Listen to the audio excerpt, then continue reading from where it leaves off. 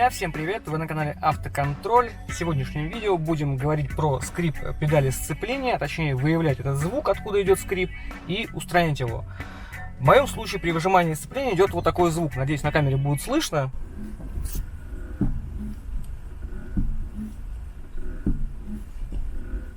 На самом деле сейчас уже стало гораздо тише, потому что автомобиль немножко подостыл. И поэтому скрип уменьшился. На прогретую, когда вы долго поедете, скрип становится гораздо сильнее. И если вы не слушаете музыку, то очень сильно слышно, как выжимается сцепление. Ну, точнее, как посторонний звук появляется.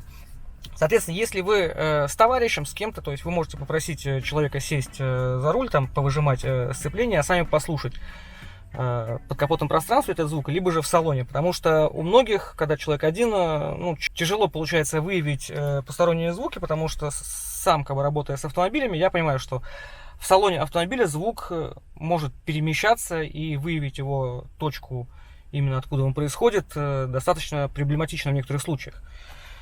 В данном моменте я буду использовать диктофон. Вы можете использовать обычный телефон, просто включаете запись на телефоне, ставите там на блок аккумулятора и записываете звук, потом прослушиваете. Давайте сейчас попробуем, прослушаем, будет ли нормально слышно, то есть можно ли так выявить у нас звуковые эффекты.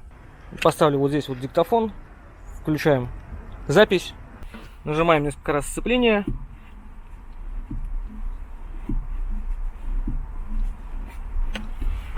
Идем слушать запись. Вот, слышите?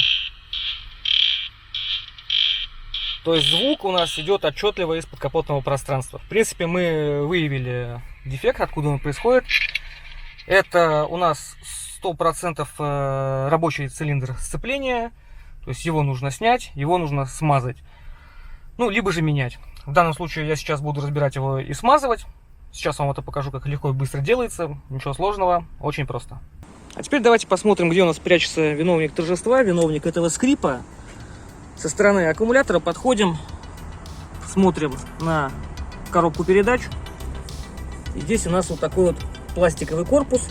Это и есть рабочий цилиндр сцепления. Крепится он на вот этих вот двух болтах с двух сторон. Сейчас мы их открутим, смажем шток, смажем концевик. И в принципе все, у нас скрип должен будет пропасть. Все это делается очень быстро, никаких проблем. Сейчас я вам покажу. Чтобы открутить эти два болта, нам потребуется головка на 13, трещотка. Можно, конечно, ключом здесь открутить один болт и здесь подлезть, открутить втором. Но ключом все-таки неудобно. Удобнее будет, если у вас все-таки будет головка и трещотка. Все, они затянуты не сильно, они обычно не закисают. Проблем каких-то с их откручиванием не возникает. Откручиваем один, второй. Все, второй тоже легко у нас пошел. Откручиваем до конца и снимаем рабочий цилиндр. Сняли болты, отводим мы его чуть-чуть в сторону бачка с тормозной жидкостью и вытаскиваем. Достаем его, конечно, тут немножко тесновато, цепляет.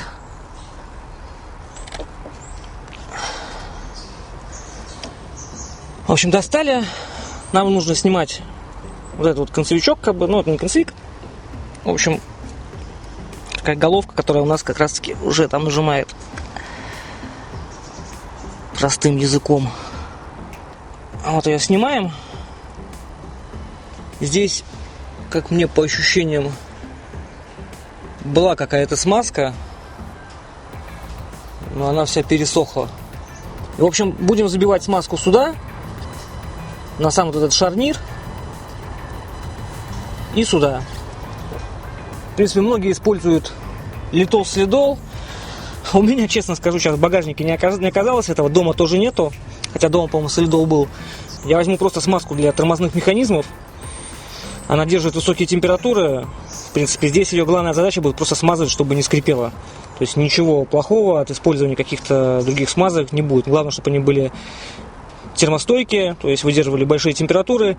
И у них в характеристиках было написано, что они не воздействуют на резиновые уплотнители, на пластик и все остальное. Всегда при сборке любых механизмов удаляем остатки грязи, пыли и всего остального. Потому что иначе эффект может быть либо недолговечным, либо его вообще не будет. Как я уже сказал, я использую смазку вообще для смазных механизмов для направляющих суппортов. Я думаю, ничего плохого от этого не будет. Вбиваем туда смазочки. Надеваем обратно на шток. Лишняя смазка у нас сама вылезла. Немножко разрабатываем. Далее одеваем обратно пыльник, как он был. Все. И устанавливаем все в обратном порядке. В общем, такая вот несложная процедура. То есть открутили 2 болта, сняли цилиндр, сняли головку штока, набили туда смазки, посадили обратно на 2 болта, проверили, скрипит, не скрипит. Что мы сейчас и проверим. Ну что, друзья, момент истины. Я ставлю камеру здесь, пойду понажимаю, потому что слышно будет даже на камеру, если будет скрипеть. Потому что скрип был отчетливый, на диктофоне его слышно очень громко. На телефоне тоже проверял диктофоновскую запись, тоже слышно отчетливо. Так что вы оставайтесь здесь, а я пойду нажимать. Нажимаю.